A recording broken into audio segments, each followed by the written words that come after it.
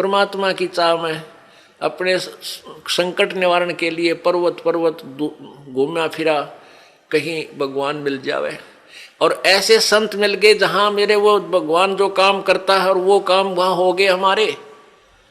तो कहते राम जैसे संत मिला जिन सारे सब काम। तो पुण्यात्मा यहां आपको वो सुख होंगे आप सोच नहीं सकते, क्योंकि हम भगवान इतनी तो समझते हैं कि भगवान हमें सर्व सुख दे सकता है, लेकिन वो हो कहीं से नहीं रहे थे। अब आपको यहां से वो सुख होंगे जो आप सोच नहीं सकते कि ऐसा क्या भगवान वर्तमान में भी कर रहा है। तो ऐसे संत मिले तो हमें वो सुख हुए। परमात्मा जैसे ही संत मिले जो परमात्मा सुख देता है, तो आपको इस दास के माध्यम से कबीर भगवान परमेश्वर जी आपको वो सुख देंगे जो भगवान दिया करता है, क्योंकि वो पूर्ण परमात्मा है। जो ऐसे व्यक्ति हैं जो इस तत्व ज्ञान से परिचित नहीं है, वो क्या कहते हैं, क्या सोचते हैं कि भी तुम जाते हो, महीने में 2 बार जाते हो, महीने में 1 बार जाते हो, किराया भी लगता है, काम भी आपका, कार्य भी आप छोड़कर जाते हो, तुम क्यों अपना नुकसान कर रहे हो। अब पुण्यात्माओं, अब उनको तो ज्ञान नहीं इस बात का, वो तो बालक है, अनजान है। जैसे एक कोई शहर का बाबू था,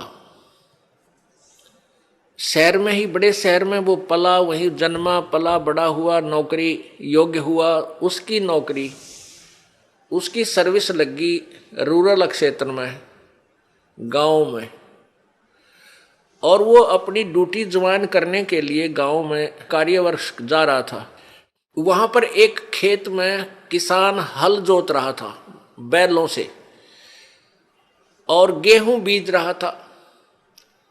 अब उस शहर के बाबूजी ने तो वो गेहूं अपने घर में देखे थे और एक ठेके में, एक टैंकी में, उसमें से माँ निकाल कर देती थी, नौकरानी आटा पिसवा लाती थी और माता बना के भोजन दे देती थी। वो बाबूजी खा कर और बड़ा हो गया था। उसने ये नहीं पता था ये गेहूं कैसे उत्पन्न होता है, कैसे बनता है।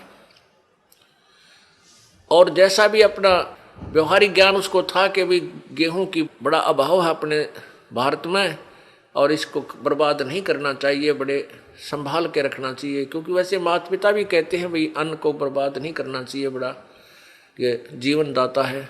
तो वो भी भावना उसमें थी। उसने क्या देखा कि किसान एक थैले में कणक गाल के, गेहूं डाल के और एक पाइप के द्वारा बैलों के पीछे हल पर लगे हुए उस पाइप में से और मिट्टी में वो गेहूं डाल रहा है, मिट्टी में डाल रहा है खेतों में, और कुछ गेहूं अलग रखे हैं जिनको दूसरी ट्रेन में वो उठाएगा। तो उसने देखा कि भाई ये आदमी के क्या मिट्टी में क्या डाल रहा है। उसने देखा गेहूं रखे हैं, ये गेहूं ही बीज रहा है। तो उस किसान से कि मुट्ठी से भी उसने देखा गेहूं डालता, उसको पक्का हो गया कि ये आदमी मूर्ख है जो ऐसी बढ़िया वस्तु, खाने की वस्तु, अन्न, गेहूं को और मिट्टी में डालने लग रहा। अच्छा पागल। अब उसको उस बाबूजी ने कहा उस गेहूं बीजने वाले हाली से, किसान से, कि भैया एक बार रोकना। अब किसान ने सोचा भाई शहर का आदमी दिखा है, कोई रास्ता पूछता होगा। उसने बैल खड़े कर लिए, रोक दिया हाल। हाँ बाबूजी बताओ क्या काम है। तो बाबूजी ने बोला, अरे तू मूर्ख है क्या। वो शहर वाला बाबू बोला, अरे किसान तू पागल है क्या, इस गेहूं को बर्बाद कर रहा है, ये तो बहुत संभाल के रखने का है। ला गया लेक्चर देन जिसा उसने बेरा था बॉडी पीरियड ने। अब वो किसान ने सोचा यो कितना है क्या बंदर, इसने यो मन ने मुझे शिक्षा देने लग रहा है उल्लू। वो समझ गया कि इन्हें बोतलू है, कह लेने दे इसने सारी। वो जब सब अपनी शिक्षा दे चुका, जब पहले उसकी मूर्खता उसको पता लग गया कि भाई इसने पता ही नहीं होगा इस प्रोसीजर का, तब उस किसान ने उसको समझाया कि भगत जी बात सुन, मैं गेहूं को बर्बाद नहीं कर रहा, ये बर्बाद जो मैं करता हुआ नजर आ रहा हूं, ये मुझे आबाद करेगा ये गेहूं। देख 1 एकड़ में 40 किलो डालूंगा, 40 किलोग्राम, और एक ट्रैक्टर की ट्राली भर के ले जाऊंगा, इतना इसमें धन होगा मुझे। यानी 40 किलो डालूंगा एक मन, तो मुझे 60-65 मन गेहूं यहां से मिलेंगे। अब वो बता रहा था लेकिन उसको समझ में पल्ला नहीं पड़ रहा। बाबू जी के अब मैं कैसे मानूं भाई, अच्छा मूर्ख है, मिट्टी में बर्बाद कर रहा है, और कहता गेहूं 65 मन होंगे एक मन के। किसान ने कहा कि आप 4-5 महीने के बाद आना, अप्रैल में, और फिर दिखाऊंगा तुझे, ये मैं बर्बाद कर रहा हूं, यही मुझे आबाद करेंगे। अब वो चला गया, वो फिर आया इसी प्रकार अप्रैल के महीने में। उसने देखा, किसान ने उसको दिखाया कि एक कनक का दाना डाला था और कम से कम 10-12 ये गुच्छा बन गया, देख नीचे से, और प्रत्येक पौधे के ऊपर एक एक बाली आई है, एक बाली में 30-40 दाने हैं। उसने ऐसे करके वो दिखा, देख बाबूजी।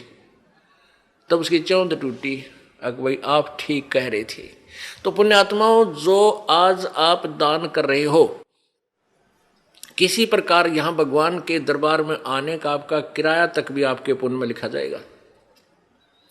और जो अनजान है वो तो ऐसा समझ लो जिसने कभी देखा ना हो गेहूं उत्पन्न कैसे होते हैं, उस 4 मन गेहूं को ही चिपटा बैठा रहा, उसी को सुरक्षित रखे, आगे कहां से मिलेंगे उसको। तो आप जो पुण्य कर रहे हो, ये दान कर रहे हो, यही आपको आबाद करेगा। कहते हैं देते को हर देत है, जहां तहां से आने, नहीं दिया फिर मांगते, फिर यो साहिब सुने ना कान।